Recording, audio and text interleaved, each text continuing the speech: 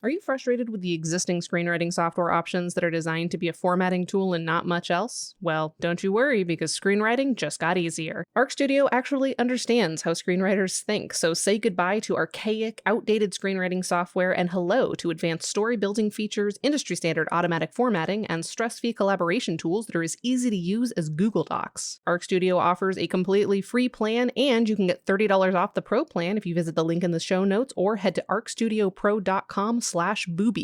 That's BOOBI for breaking out of breaking in. I repeat, for $30 off, visit arcstudiopro.com/booby. On with the show.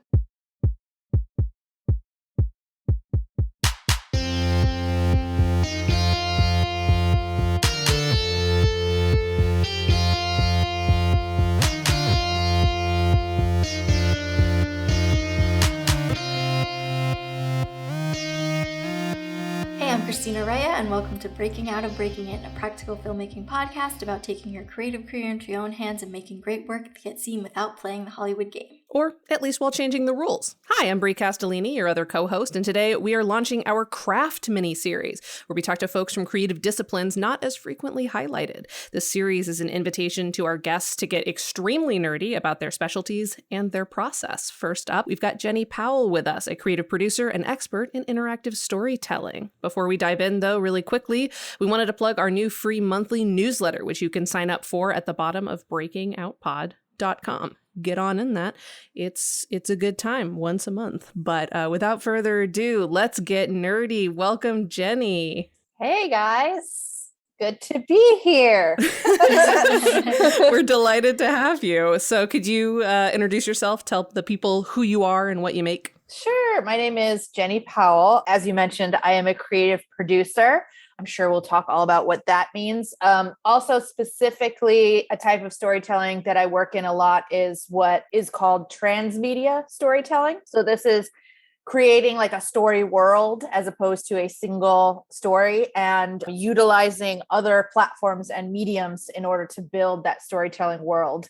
I've been doing it for, if we get really nerdy, because I'm also a teacher, so I teach this, so I can get really into the minutia, but please do. Basically, it's a type of storytelling that has been around forever, but particularly right now, it's very valuable in the industry because of franchising, which if you aren't familiar with the term transmedia, you may clue into franchising because, in our industry, especially at the executive level, franchising equals dollar signs because you're creating not just one piece of content, but you could have a story world that has comic books and movies and television and podcasts and video games, and for it to specifically be termed transmedia, each of those different storytelling platforms tells a different part of the story world.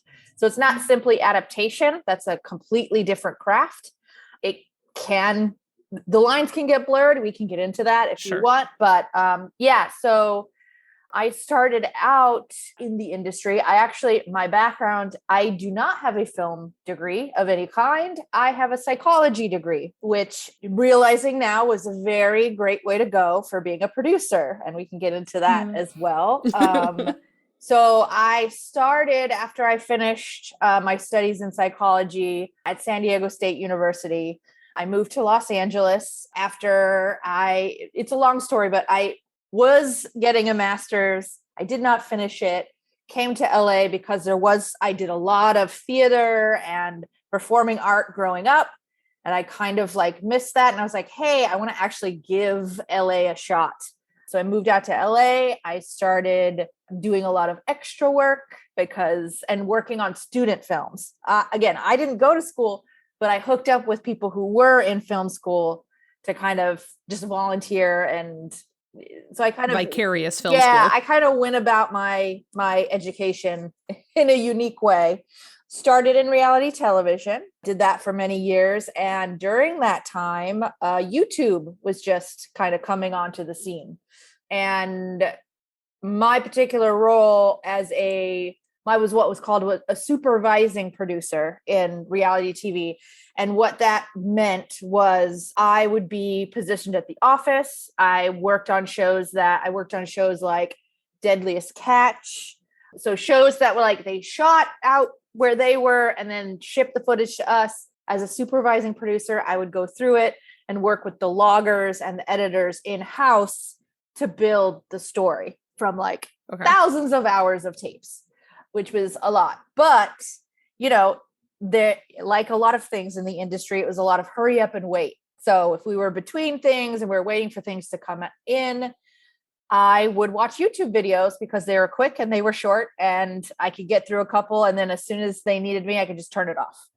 And got really kind of fascinated by the whole, we call them influencers now, but back in the day, they were YouTubers or vloggers, and was very fascinated with how these individuals were, one, able to like reach out to a large audience because of the power of the internet, and also amass this huge amount of audience based on their personal stories.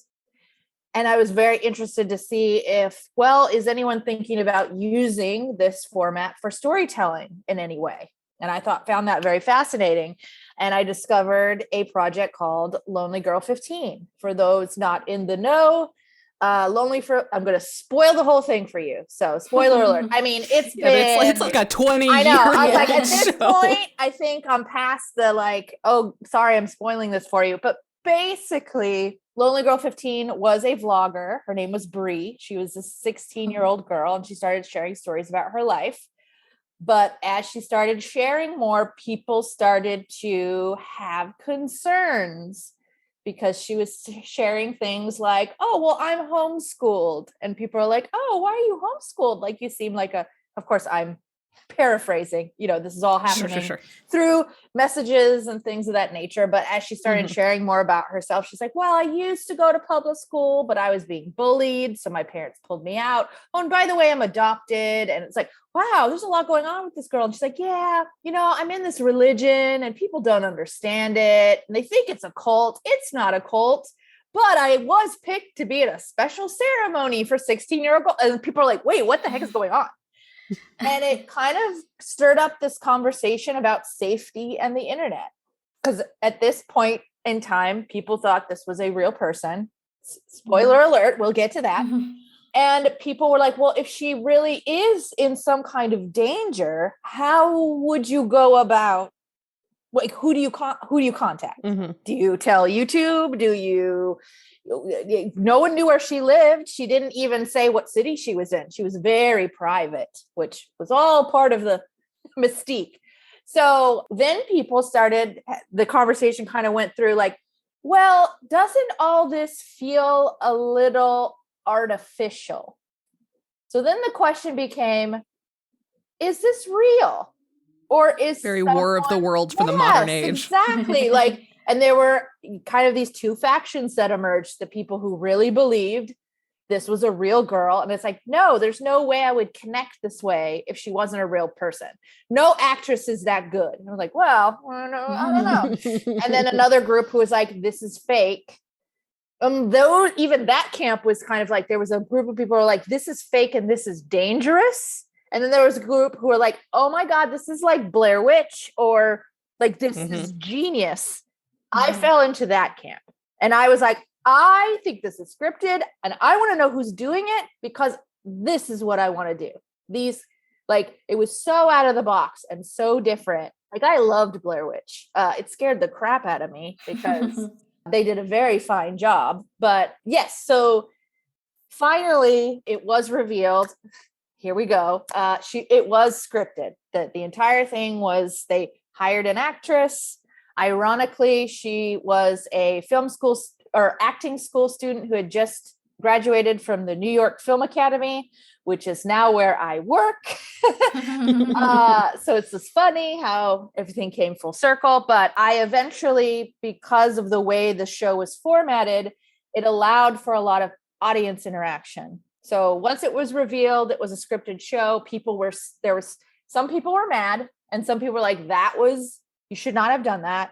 like there's safety issues, because who do you call when a girl on the internet says she's in a cult and you want to help her?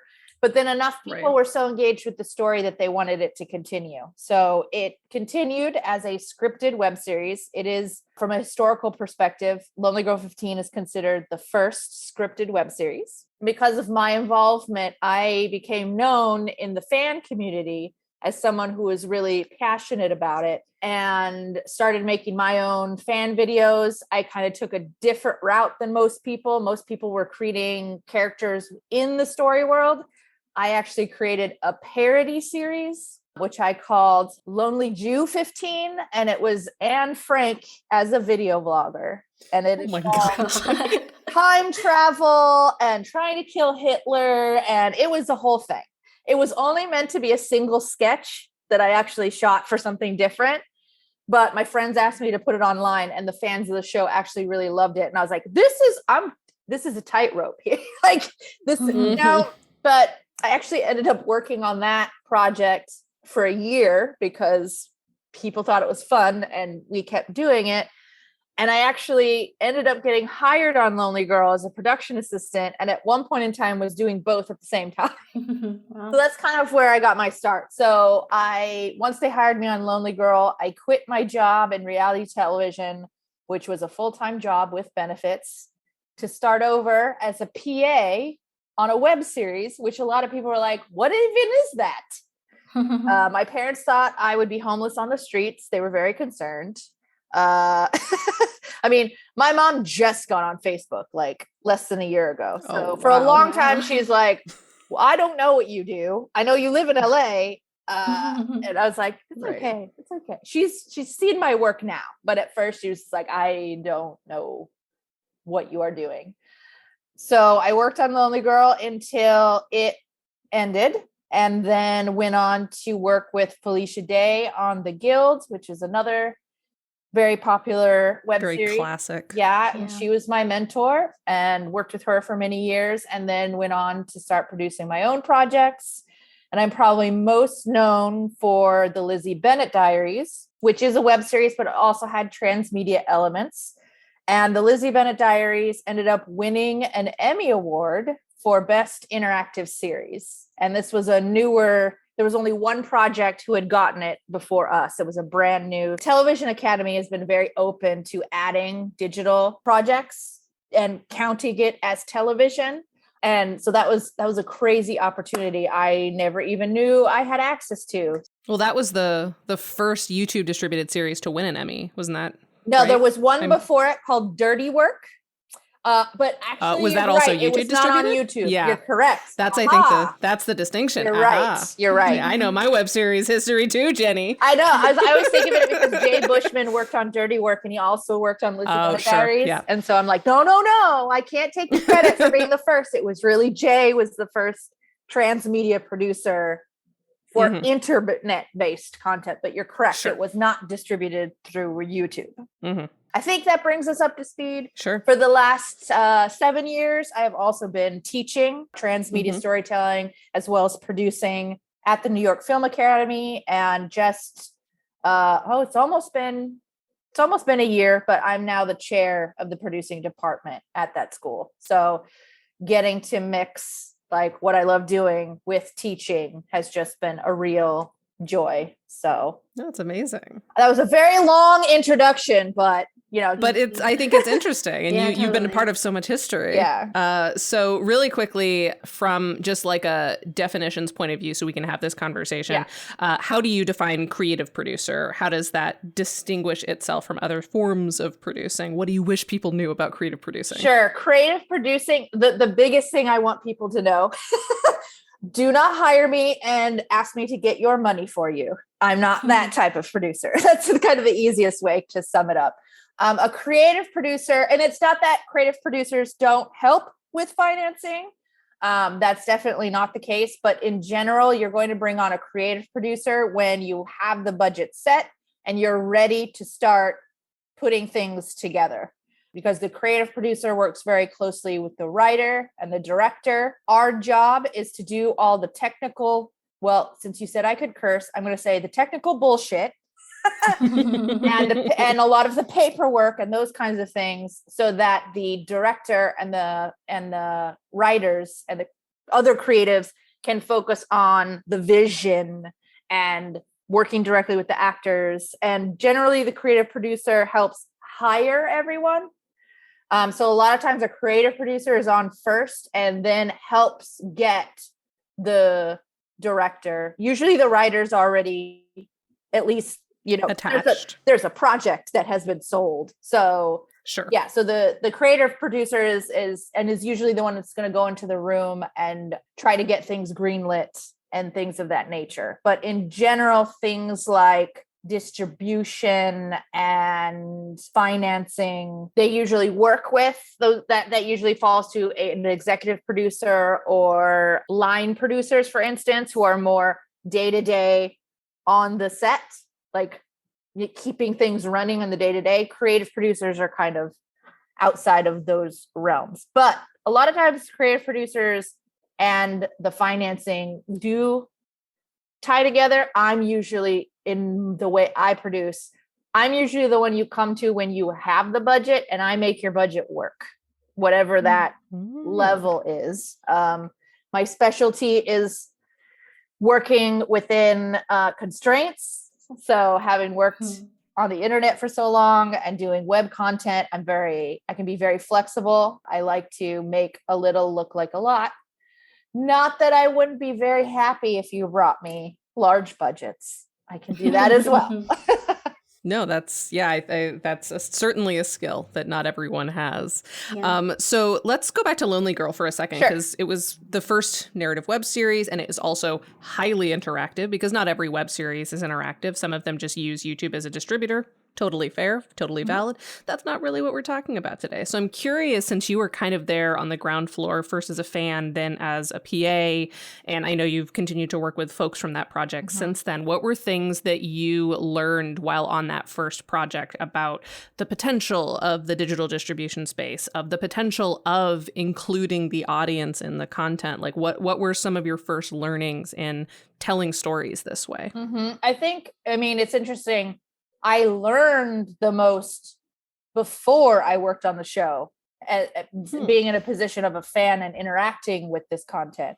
And Lonely Girl, while being the first web series that integrated these interactive elements, things of this nature had existed prior to that. There's a very specific form of entertainment called alternate reality games, which did grow a lot out of the beginnings of the internet, because it's non-linear storytelling. It's a lot of, uncovering of clues, which leads you to websites and code breaking. And I had already had a background in some of those things that I really enjoyed. And Lonely Girl just kind of, because their biggest inspirations, and I know this because I've worked with the creators for so long now, I have huge backgrounds, but they were saying, like, obviously Blair Witch was an inspiration. They bring that up a lot, but they also talk about alternate reality games such as Why So Serious, which was an alternate reality game built around The Dark Knight, the original the first one, which again are integrating these puzzle elements and things of that nature. And Lonely Girl really wanted to kind of marry those two, because if you were there in the beginning, it kind of got looser as time went on. But Lonely Girl 15 had a lot of alternate reality games, both created directly by the creators and fan-made ones. Oh, wow. Because there was so much mystery around what was going on with Lonely Girl that and because of the way it welcomed audience participation, there were a lot of people that jumped in and kind of, we call it game jacking, actually. Like you're actually not supposed to jump in and try to throw your own alternate reality game on top of something that already exists if you haven't gotten permission. But It was so, I imagine that would be confusing for a viewer. It was so wild, wild west then that it was just like, at one point in time, there were like 3 or 4 different alternate reality games that kind of grew out of Lonely Girl, which there's still debate on who started them. And some of them, which are like so mysterious that people still get together and talk about them, but they're like puzzles that have never been solved. And it's like, oh my goodness. So all that entire, For me, the fascinating part of it is the growth of community, because I've always been a type of person that enjoys, it's remarkable. I actually am an introvert, and it takes a lot to draw me into a community. But once I do, I'm like diehard, like, Sure. and really Lonely Girl tapped into something that, whether it was people felt attached to Bree herself and felt this need to protect her. I don't know what the magic combination was, but there was something about it that brought people together. And Lonely Girl actually inspired a lot of the big vloggers who are still vlogging today, like Philip DeFranco cites Lonely Girl 15, Hank and John Green. I remember meeting Hank and John Green in the YouTube community, or in the Lonely Girl community, before they started vlogging. Oh, wow. And they actually pitched the idea of their original web series, Brotherhood 2.0, within the Lonely Girl community. And everyone was like, yeah. In fact, John Green was so convinced that Bree was real. Like, he was the last holdout. He like fought people. He was like, a truther. No, she has to be real. He fought so much that people are like, oh, they hired you. They hired you to say this. He's like, no, I believe in Bree. It was pretty crazy, because it got to the point where it was like, can we trust you? Are you with the creators, or are you doing this on your own? It was a whole, I don't know, it was just this element of mystery and the puzzle elements. It just was all really fascinating, and I learned a lot doing it. And then, I mean, that's the real reason I became a valuable asset for when the creators wanted to bring me over, because I had a background in film. I was located in Los Angeles, which they were, and I knew the story world. So it made a lot of sense to bring someone over in that capacity. So, and I wasn't the only one. There were other LA-based Lonely Girl fans who in different capacities also got brought into the project. Some of them as characters, some of them as me, because I learned pretty quickly that I'm not an in front of the camera person. My parody series was pretty much as far as I was willing to go. So it was kind of fascinating, because there was some self-awareness on my part that the actions I was taking in the fan community, I wanted to get their attention. Sure. Like, when they asked me to be on the show, I was like, yeah, because that was kind of what I wanted to do. It was like the weirdest job getting experience. Sure. Very interactive cover letter style stuff. Yeah. I have a question just about, because I missed this whole window of Lonely Girl 15. What was the timeline? How long was it going on before people realized that it wasn't real, like officially? So it launched in, I want to say July. I mean, I could look it up, but it launched in 2006. Okay. And YouTube launched in 2005. Yeah, I was going to say, it was within a year, early. I know. Okay. It was really early on. Wow. It was, I believe, about 6 months before it was finally like, okay, we can't like continue this. So there's a lot of stories around why they had to reveal it. And the one that I have heard from them, so I'm taking this as fact, is as that canon as it can be. Someone hacked Bree's Gmail account. Not even her YouTube account. They got into her Gmail account and figured out where the emails were being sent from via IP address. I'm not a hacker. I know these are tools available. Sure. And because the emails were being emailed by one of the creators from CAA, which is a California talent agency, because they were interning there. I think they were interning there or something. They had a low-level position there, and one of the things they did on their off time was to respond, because they were the person that played Bree. I think. Right. Okay. And so this individual reached out and said, hey, I have pretty strong evidence that I don't think a young girl lives inside of a talent agency. That seems wrong.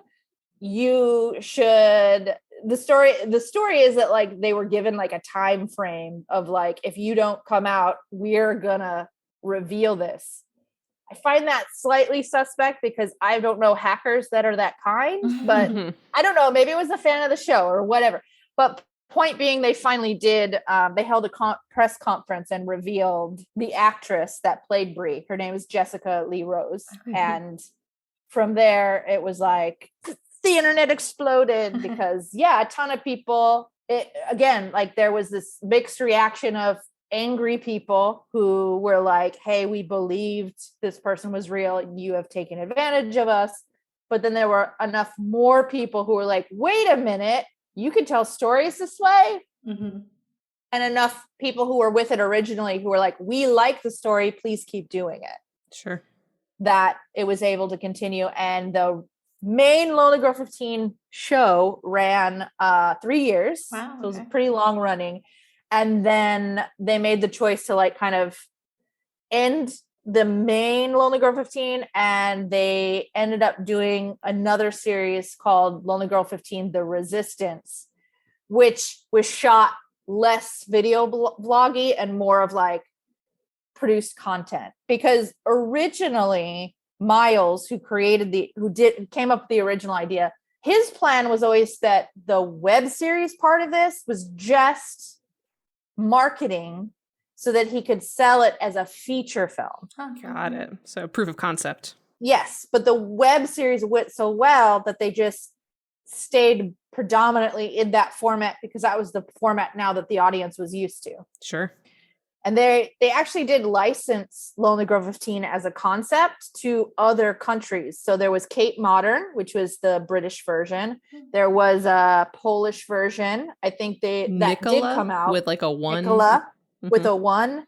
Wow. And it was being developed in a couple other places as well. Yeah, no, it was a huge thing. Yeah, and it was different. No one had tried to do that before. So it was kind of like they were kind of laying the groundwork for all these things that came after it. Sure. So as a fan then, kind of participating in like ARG style stuff and transmedia stuff, what like from your perspective as a consumer really works and alternatively doesn't work about including interactive elements? Like what are things that you're like, that's just, I've never seen it be successful, it's more frustrating than not? Or alternatively, what are things that are like, people are rabid for this, do this thing if you want to engage people? For me, and this is in all projects that I've worked in that have these interactive elements, the real key to success is in the casting. Okay. You have to have a character that people connect with. And that what brings people in. And I actually did play an alternate reality game, which oddly enough, originally was connected to Lonely Girl, but it was independent. And then it went off on its own, called Madison Atkins. And so the first part of the game was this girl named Madison Atkins started receiving messages via carrier pigeon. And so she went on the internet and she tapped in. It was so meta. She tapped into the Lonely Girl community because she was like, I'm not part of this thing, but something's happening to me that's weird. And it seems like you kind of, you people would understand it. And so they were very smart about tying into that audience, but then bringing it over to this separate thing. And Madison Atkins herself was like this amazing character. We all fell in love with her. I talk about these people like they're real. It gets a little confusing, but again, I'm nerding out right now. So this whole thing was on a time clock. We had, I think it was 60 days or 30 days. It was a quick timeline. So there was a ticking time clock element to it. That's another thing that helps with these kinds of storylines, is to set parameters, barriers, so that you like know where you're going. So it's like, that helps as well. So this was like, she got this strange message via a pigeon, and it was saying that like in this amount of days, that she has this amount of days to figure it out, or something's gonna happen. Okay, so we were like all in. We were all in. We're trying to help this girl. Got really attached to her. She had a friend who was also, and like we were trying to hook the two of them up, like, you know, those normal fandom things that you do. But we were kind of losing track of the time. And we're like, oh right, there's this other thing we're supposed to be doing, right? And it's going to be another spoiler, but again, this is not one of those things that I think anyone's going to be like, what? We failed. We did not, and it led to both characters being killed. Oh, wow. And it was like, oh, like everyone was like, oh my God, this sucks.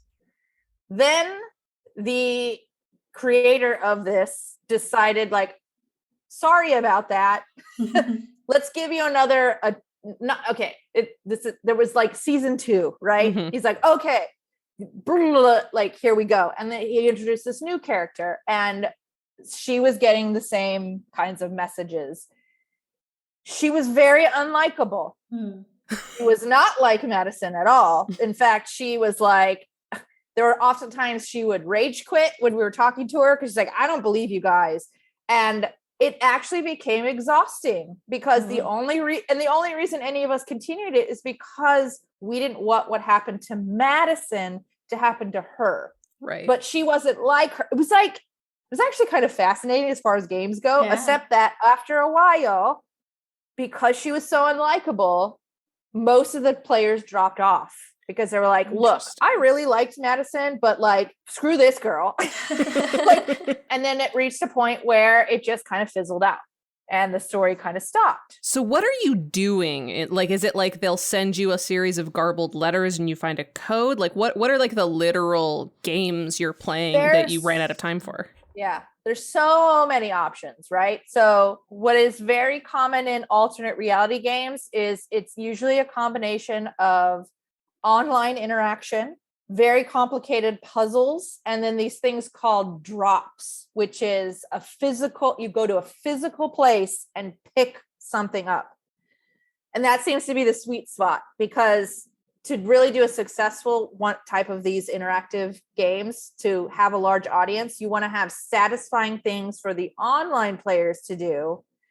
And then some people loved, like, oh, I get to get that physical kind of bringing geocaching into the web series. Exactly. It's kind of a mixing of those things. And that's what Madison Atkins was like. And again, like the season 2, like the second round, it had all that. But again, she was so unlikable, and she was kind of the glue that should have kept us together. Some people we're just too exhausted, like emotionally exhausted. They're just like, I don't actually care if you're dying or not at this point. And what's interesting is, after all of that, the creator of Madison Atkins actually decided, I'm going to start all over again and bring Madison back, and we'll act as if what happened before did not happen. I'm just going to give you another shot at it. And he restarted the game. I've never seen a creator do that. By the time he did that, though, I didn't participate in second Madison Atkins, because I was just like, by that time I was working on the guild and there was a lot going on, but I know people who played it and they were successful the second time. Okay. So it was this weird, like, she was dead and then they erased it and now she's alive and everything's good. And I was like, oh, that's fascinating. I mean, it is alternate reality. I guess you can correct. wipe this blank slate. Yeah. Roughly how many people were playing the first time around? I would say original Madison Atkins probably had a good couple hundred players. Very cool. And then it kind of, after Madison died, there was like, I mean, I know people who were just like, fuck this, I'm done. I'm never playing a game like this again. Like, like, people get really, and that's the alternate reality part of the ARG, is you are you playing it. I mean, although I know people that sometimes take on a persona because that feels safer to them, which is fine. That's an option. But like, for me, for instance, this is true for all of my internet history. I've never used a pseudonym. I've never created, I mean, I play tabletop role-playing games. That's to me a whole different experience. But when I play these types of games, I don't find the need to hide my identity. But again, I don't do things like, this is where I live, this is my address, this is my phone number. But like, I've never felt the need to hide behind a persona, and that's just a choice I made. So, I mean, I remember where I was sitting, where I watched that video. Like, for us fans of that group, like, those were like formative things for us.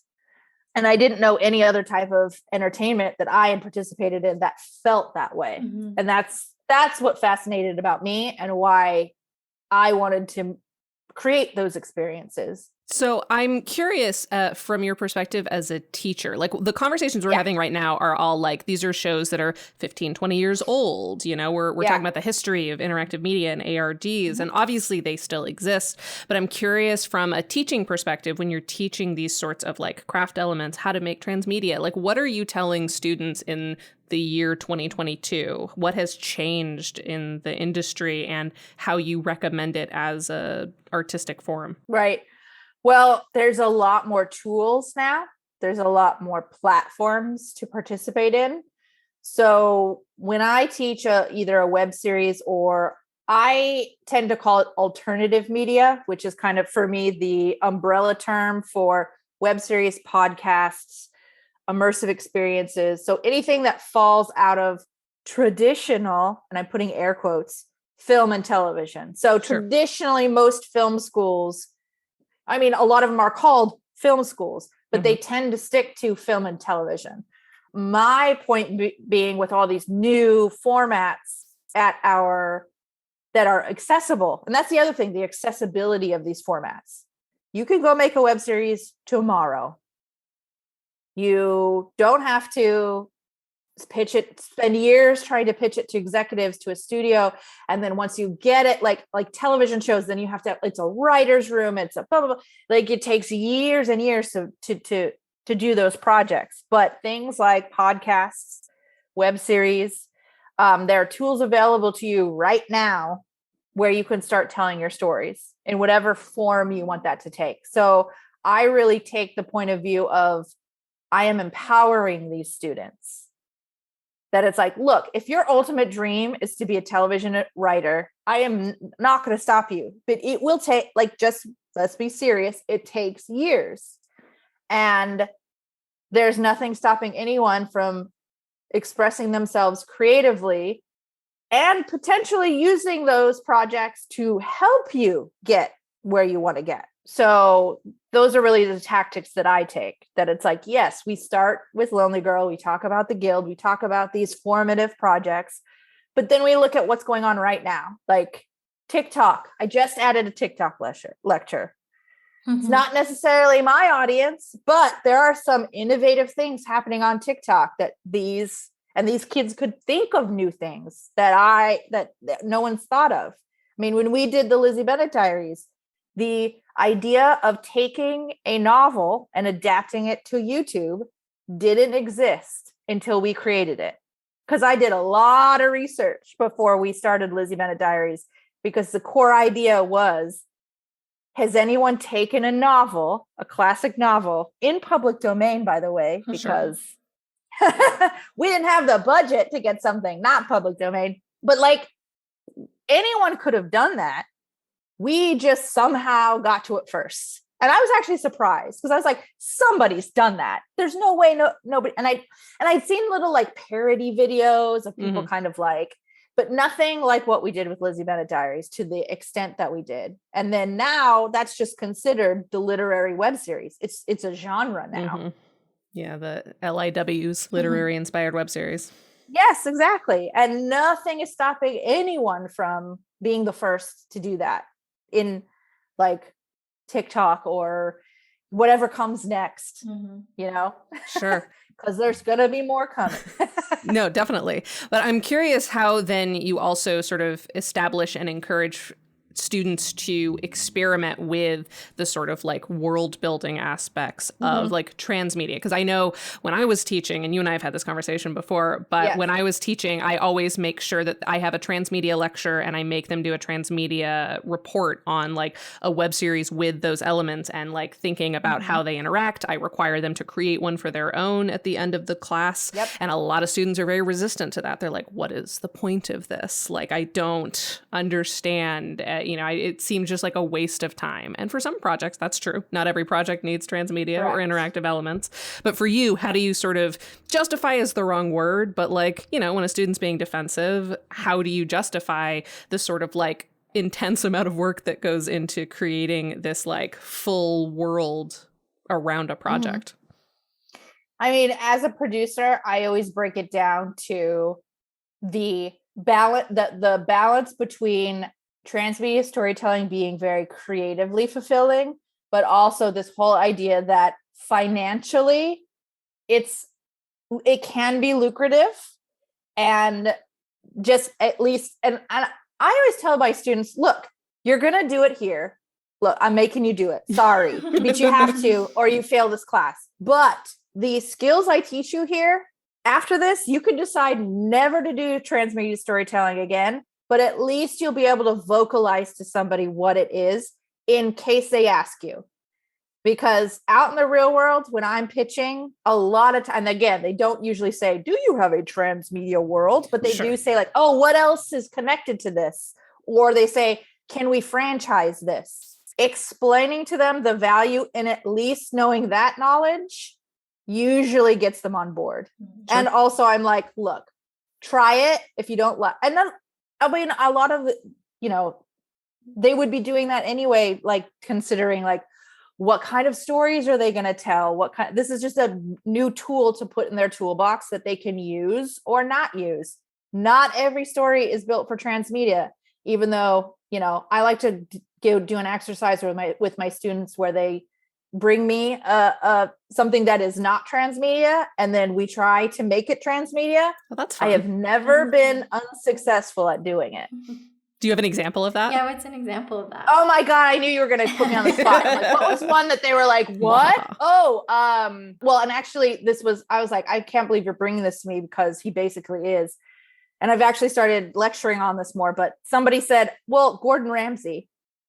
And I was like, what do you mean? And they're like, can a person be transmedia like Gordon Ramsay? And I was like, okay, well, let's break this down. What does Gordon Ramsay do? So he's got Hell's Kitchen. He's got MasterChef. He's got that's only TV. He also has his own TikTok account. And also there's the larger industry of the celebrity chef, which he falls into that. So to be absolutely, Gordon Ramsay can be transmedia. And I argue that he is. Mm-hmm. And that, something that I'm really looking into now is, especially with influencer-based content being so popular right now, are they transmedia? Because you see some of them that like they have their main audience on their channel, but then they like explore, like some of them end up acting in things. And although I don't always recommend that, but yeah, well, that's a whole other conversation. I could have a whole class on like why it's not smart to just take an influencer and cast it in your project. Mm-hmm. The pros and cons. But I'm trying to think of another good one that's just like. Well, Christina, pitch her an idea. Like what's oh boy, here we go. Let's do it live. Fuck it, we'll do it live, guys. Which seems like so off. That's like, no, they would never. Yeah, Christina, do you have a media property? You probably have to dig back a bit, because it seems like nowadays they're all doing it. Yeah, everyone has like something else happening. Jenni, have you seen Everything Everywhere All at Once? Oh, yes. I have not. That's too bad. But I'm sorry, already. I mean, I know it's based on like different universes, right? Mm-hmm. Boom. Yeah. There you go. Any of those universes could be its own. 100%. And I mean, that's where Marvel's going with the multiverse, because now they can be like, we can just make them upsies, and right. if canon be damned, anything is canon. Exactly. I love that. Really quickly, just because you've worked in reality TV, and I have an assumption of what you will say about this, but there used to be this argument that would be had in web series forums about whether or not YouTube vloggers that aren't in character, quote unquote, and who knows who's in character at any given time, but there was an argument about whether or not YouTube channels that had like a very specific point of view were considered indie reality TV. What's your opinion on the categorization? That's an interesting one. Mm-hmm. I actually teach one of the things. We have a class at NIFA in our short-term producing department that is reality TV and alternate media, and how you can use reality-based program. Because a lot of times when people think of transmedia, they think it's scripted stuff. Right. Big worlds, dragons, fantasy. And I was like, no. You can do it for very simple stories. You can do it for, I've taught transmedia to both reality TV producers as well as documentaries, like real subject. How can you use the tools of transmedia to take a real story and build it out? And it's definitely possible. Now, for me, reality TV, the ones that are very successful to me, again, come down to casting.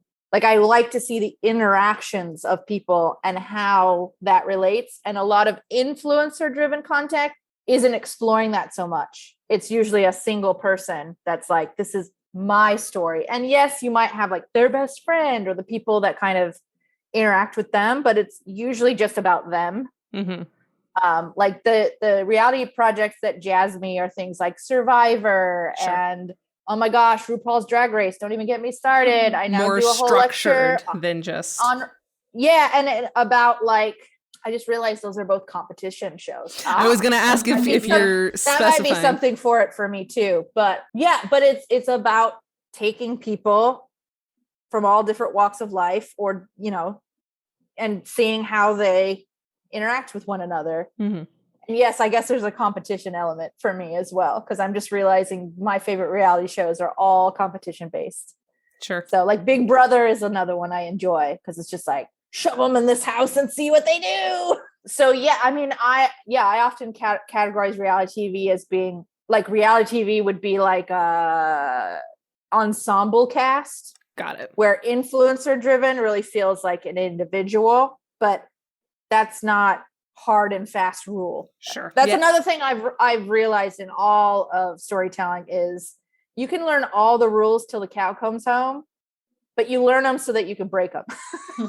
Sure. So you've worked in a lot of genres, which I think is really fun and interesting and shows the sort of ability of the internet to do so many different things. And so I'm curious your perspective on creating horror content and like more genre-based content. Like what have you learned on a craft level that really works for indie horror and digital and interactive horror? Definitely with digital horror, less is more. Okay. Like and part of it is in the delivery, because again, if it's going to be YouTube based, I know it's different now because you can have 4K videos on YouTube.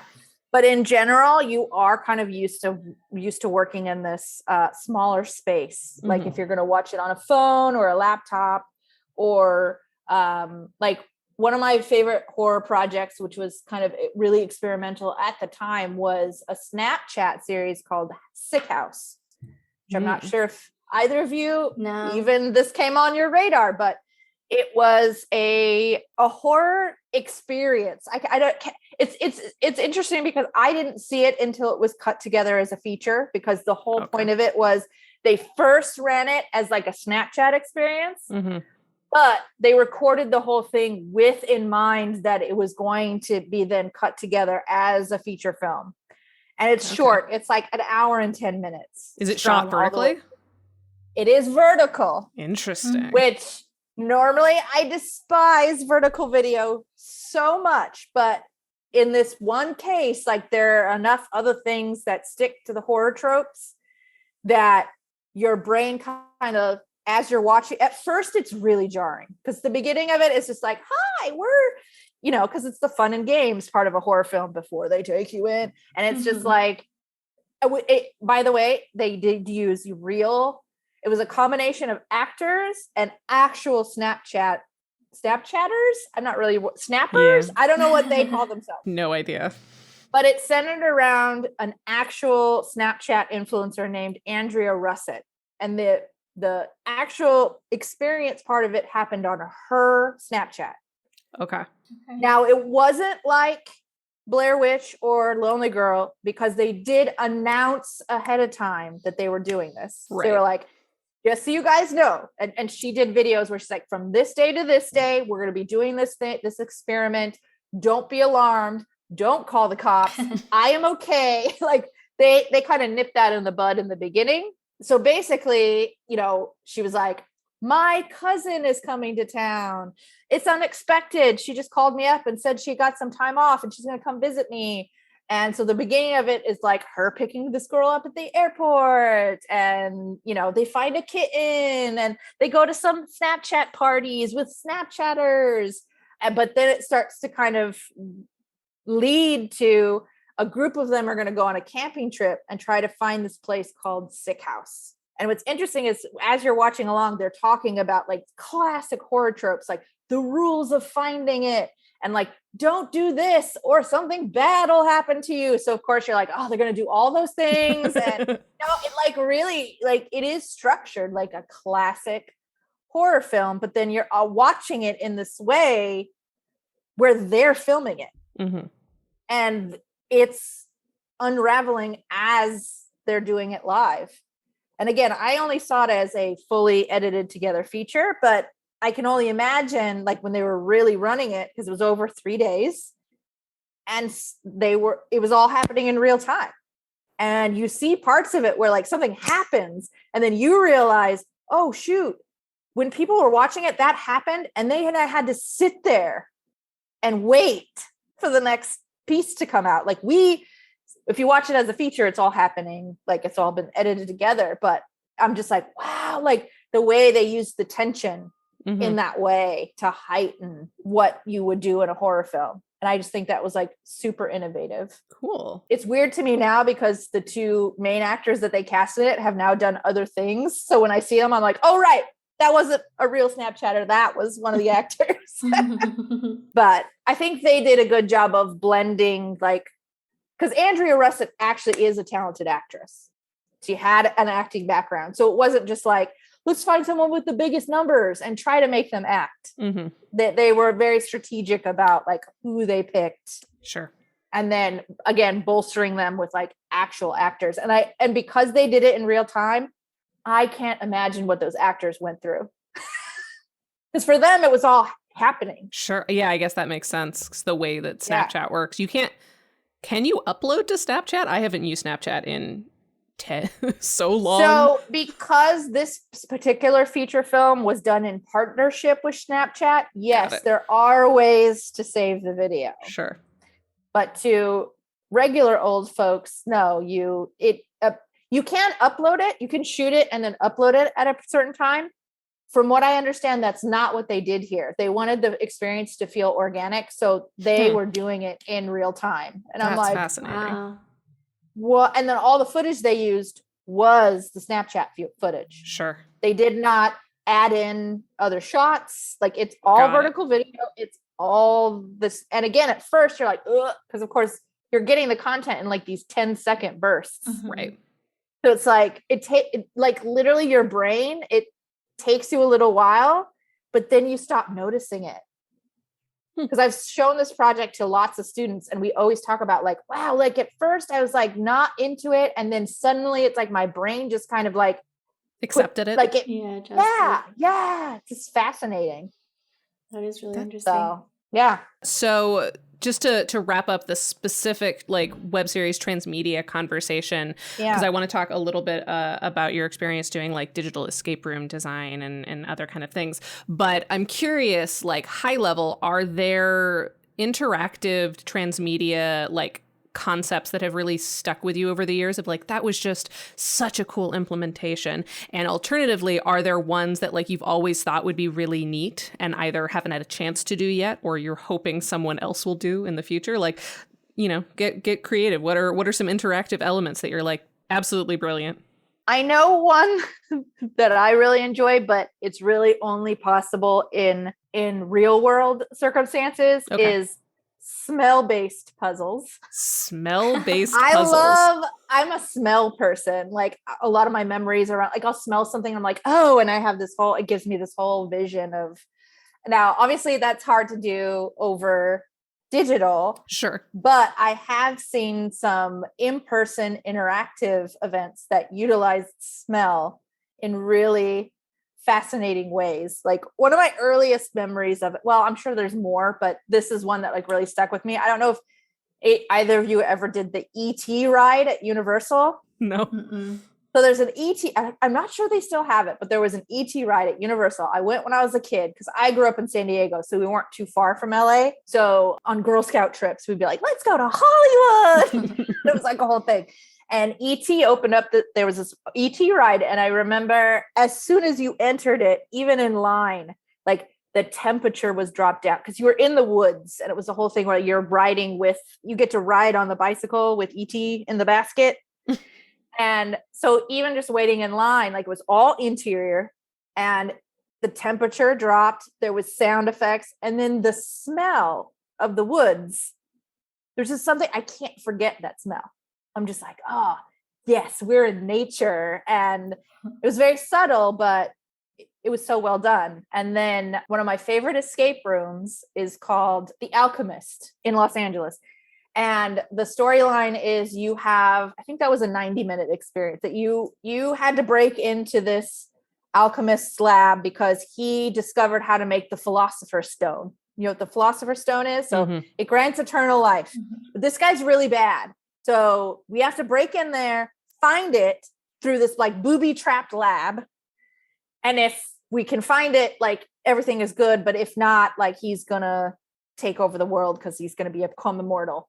Sure. So there was this amazing potion building puzzle that involved mixing together the right smells to make, it's basically like, what is that called? Like aromatherapy.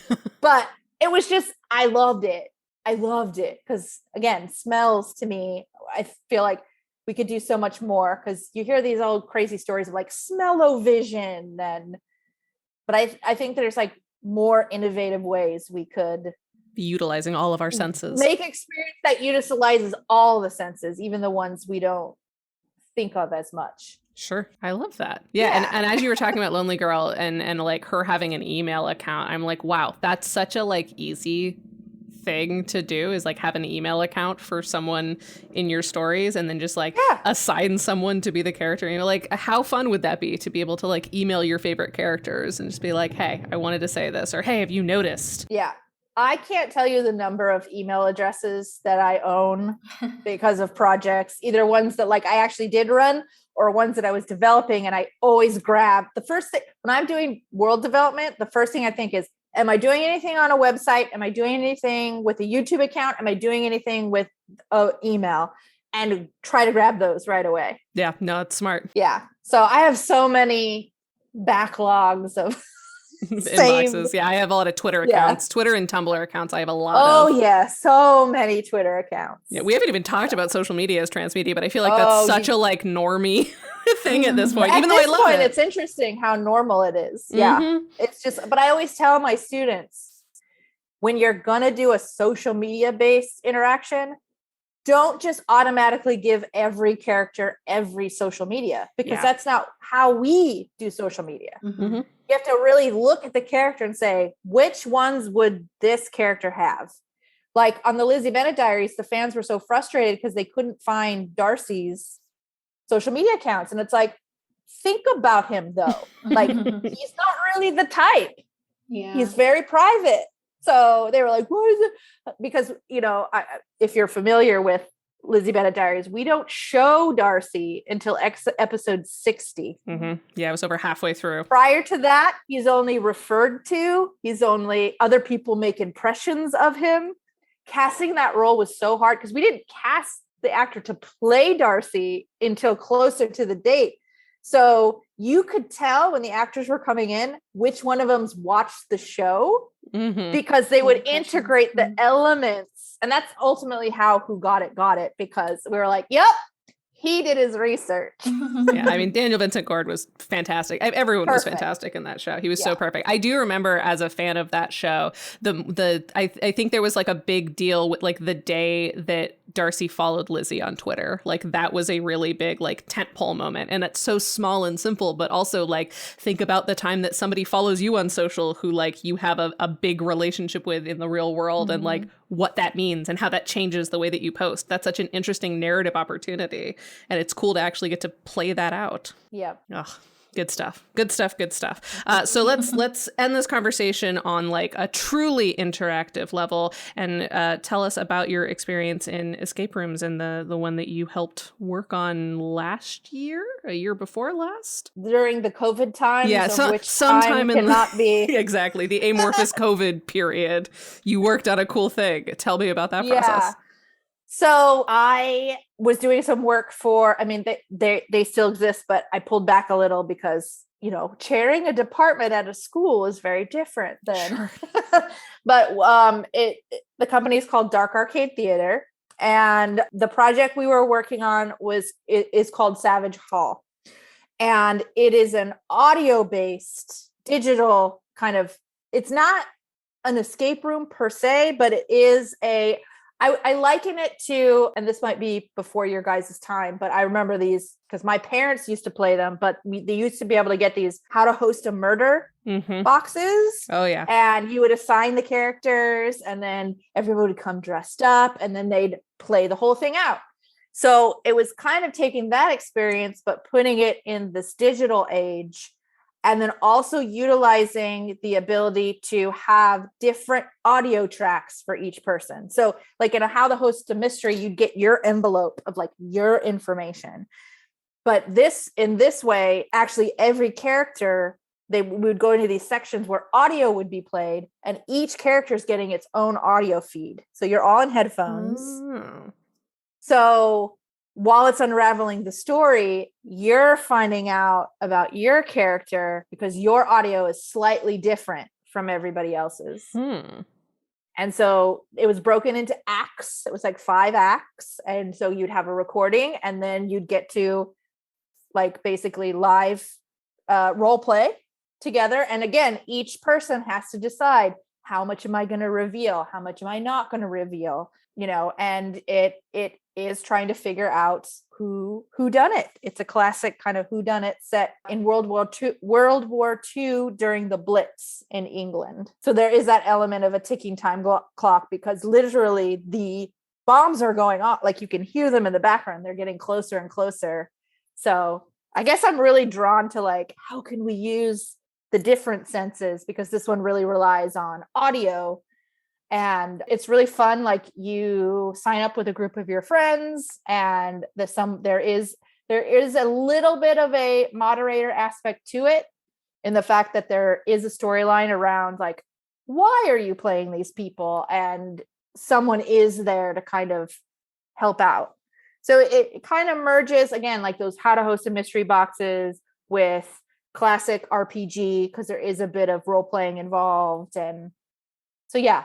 Really, really fun, really different. And then now the company is developing utilizing this special audio technique, which interestingly enough, they're actually trying to patent the actual system, which is very unique. And again, in terms of from a producing angle, very smart because then they can license out this technology to other people who want to build games in this way. So again, that great merging of business and storytelling that I find really fascinating. Yeah, my commerce example that I always use for when I'm talking to students about it is like, say your character in your web series has like an Etsy store or something. Yep. Create the Etsy store. Exactly. It's like, it's not 100%. Only merch, but it's in character merch. And now you have a character who is the vendor and they like can spend money to interact with them, which is always great. Exactly. And I know affiliate marketing is a big thing. I know like Emma Approved, I think, had a big integration with like Pinterest, and like fashion was a big part of that character. And they did a lot of like affiliate marketing links. Yeah. We actually started that on a smaller scale in Lizzie Bennet Diaries with the character of Jane. I was going to say, is it Jane? Jane, yes. Yeah. And because it went really well for us in that project. I worked on the beginning of Emma, and then I actually did casting on all the Pemberley digital projects because that's a whole nother side of me. I love the casting process. I think that's why I'm really drawn to being like, the casting is so important. But yeah, so, you know, we had experimented with Jane's character because it made sense because she was a fashion designer and was really successful with it. So continued to kind of build that out more in Emma. Totally. So I had a big picture question at the very end of this conversation, because I know that there are still going to be skeptics, and there are probably a lot of pearl clutchers like in the writing community who are like, I don't want to give up any level of like control to an audience. Like, that's so scary to me to, you know, have to farm out some of my narrative. What if the audience doesn't respond in the way that I want? Like, how can I tell a satisfying story if I don't ultimately have the like full narrative control? So like, how would you talk about evangelize for interactive media for folks who are afraid to give up that control? I think sometimes when you first introduce the concept of transmedia, especially if you're using the languaging of fan interaction or saying like interactive, I think a lot of people get it confused with choose your own adventure. You know, and yeah, I can absolutely see how some people would be like, oh my God, they're picking what's going on. No. In fact, transmedia is great for control freaks because that's the biggest part of it is deciding. You as the creator control how deep the interaction goes. I love choose your own adventure in the fact that like it's branching narrative, but even that, if you've ever dug into choose your own adventure, it's not that the audience is making the story up. You give them all the options and you're just giving them more choice. It's really about choice, not control. And in fact, I have played with interactive forms that do allow you, the audience, full choice. Like I mentioned Survivor being one of my favorite shows, but I was developing a project with, his name is Malcolm Freeberg. He's appeared on several seasons of Survivor. He's kind of a fan favorite. After he did a couple seasons of Survivor, he did this experimental project where it was him traveling across the United States in this like Winnebago that he bought. And he was bringing like a cameraman, an editor, and like minimal crew. And the whole thing was like, you tell me where to go and what to do. And it was interesting because the only reason I actually ended up interacting with him is because he kickstarted that project. And one of the Kickstarter perks was you would get to have a phone conversation with him while he was on the road. And I donated at that level. So I had been watching like what was going on, and he ended up calling me for my perk and we got to talking. And he was like, I so wish I hadn't done it this way because that gave them all the control. And so it made it, especially for a travel show, because he would pick two places and let them choose where they were going. And he was telling me this example of like, they had posted the poll in the morning and overwhelmingly like one option was getting chosen. And so he's like, great, we're going there. They actually started to go to that location in preparation. And then they switched. Went to sleep. When they woke up in the morning, a group had come in and rallied and switched the vote to the other location. Oh, no. So they suddenly were like, oh my God, we didn't take this into consideration. Now we have to totally scrap everything and go there instead. And I was like, yeah, that's because you have to, there's a difference between, again, letting the audience control the narrative and giving them choice. That's really interesting. That reminds me of Dan 3.0. Do you remember Dan 3.0? Oh, yes. Of course I do. I was at the VidCon where he announced it because that was the very first VidCon. Yeah, it was. Dan 3.0, for those who were not around in 2010 at the first VidCon, Dan Brown was a video blogger known for a lot of things at the time. One of his biggest series was solving a Rubik's Cube, like teaching you how to solve a Rubik's Cube. And he was also a big like pogo person, like pogo. He liked to. What is pogo? He broke a record for a pogo stick. Bouncing on a pogo stick. Yeah. Anyways, he was a vlogger. He was a big time YouTuber. And he started this project about like his new phase of being an internet creator where he would like give the audience, like his audience, control over every decision he made. And he would vlog about it. And I don't remember how many rules he had or how extensive it was. It did not last long, but it was things he would ask them like what he should wear in the morning. What should he have for breakfast? Things like that. And it sounds like the collapse of that experiment is similar to the one you're talking about, which was there was too much control given to the audience and not enough like creator directed parameters. Right. And with Dan 3.0, it was literally like, it's also exhausting. Yeah, it was, you just said it, exhausting. You can't, audiences, no matter what level of interaction you give them, you are still entertaining them. Right. If you give them too much work to do, the entertainment starts to feel like work, and then they don't want to do it anymore. I mean, that's a great like piece of advice just in general. And I try to, hammer this home for like marketing advice that's separate from narration, which is narrative, which is that like if you make it too hard for people to access your content on a distribution level, on a marketing level, like if it takes me more than 2 clicks to get to your content after you've told me about it, I'm not going to keep clicking. Like even if it's just a series of like clicking buttons, I'm like 2 clicks, I'm done. I'm either at the content or I'm moving on. And I'm a highly engaged person who loves clicking things. So like, imagine the layperson. I think that something that a lot of people forget about transmedia is that you can learn a lot from transmedia that can apply directly to more traditional marketing. It's like if you make your engagement with your audience fun and creative and in the world, even if it's not traditionally transmedia, that's probably going to be really engaging to people. And if you learn how to do it on that level, then your entire process gets a lot more fun and creative. And I always tell people at the end of the day, like as the creator, your enjoyment is actually tantamount to anybody else's, because your emotions that you put into it, the audience will feel that. And if you're doing this kind of storytelling and as you're doing it, it's like you're putting in those, like, it sounds woo-woo, but it really isn't. It's like, if you're not enjoying it, how can you expect anyone else to? So don't take on too much. Don't burn out. That's like the biggest thing as a creator. Don't overdo it. Don't force it when it's not always necessary. Yeah.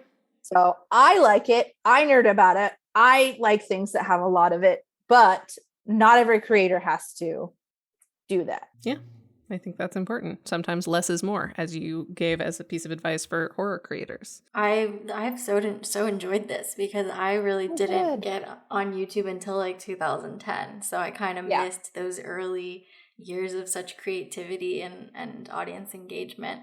So yeah, thank you for this kind of walk through everything. No worries. Yeah, it's crazy how much of modern media, not just modern YouTube, comes from like web series origins and scripted experiments. Yeah, absolutely. And there's still, and I always tell people there's more to come. Like entertainment is continuing to evolve, and those creators who can evolve with it will be the most successful. I mean, we're always going to have creators who is like, I shoot on film the old fashioned way. That's great. But, there's a lot of opportunity to be had if you can be flexible and open, and it can be a lot of fun too. Yeah, I love that. Also, there's a ton of like traditional media that do transmedia. Westworld had a website for the Westworld like camp that you could book your own vacation to Westworld. Oh, yes. And it started glitching after you were on the website for a certain amount of time because it was during the season where like the robots were breaking out. Ted Lasso has transmedia accounts. Like there are Keely Jones. There's a Keely Jones Twitter account. There's a Ted Lasso Twitter account. And they are in character talking to people. Like this is not a niche, weird, like side hustle thing. Like this is very much an integrated piece of the way that we interact with media. Yep. And all those need producers and people to create them. So job opportunities. Absolutely. So speaking of people who produce cool things, what's next for you? Where should people keep an eye on what you're working on? So again, as I mentioned, I'm pretty easy to find on social media. I'm at Jenni Powell pretty much everywhere. The one trick to it is it's JenniPowell. So I'm a big, I have all the social medias. The ones I tend to stick to are Twitter, Instagram, and Facebook. I'm still old school. I like Facebook. And then again, since I'm predominantly teaching right now, I don't have really current things that I'm working on. I'm hopefully getting to the point where I can start taking on some projects again, because I never want to stop creating. But the latest things I worked on again were Dark Arcade Theater, which you can Google them. They're dark. I think it's darkarcadetheater.com. And also during the pandemic, I also worked on a podcast network called Fictions, which they have their own app, or you can get any of their podcasts on any of the other podcast distributors. But they focus on female-driven stories. And they are taking female-driven stories from short stories, novels and then adapting them and then trying to grow them into larger properties. So then moving them to like television and things of those nature. So that's a cool one to look at. They're really growing right now. Amazing. Well, definitely check that out. And thank you so much for joining us today, for nerding out with us. Yeah, thank you. You're welcome. I could probably be here with you all day, but oh yeah, there's questions that I had and I just like scrapped. I was like, we don't have time for this. But someday maybe we'll do a 2.0. We'll do a Jenni 2.0. Mm-hmm. Sounds fun. Anytime. Thanks so much to Kelsey Rauber for our theme music, Kaylee Brown for our podcast art, Ezra Lee for editing this episode, and to all of you for listening.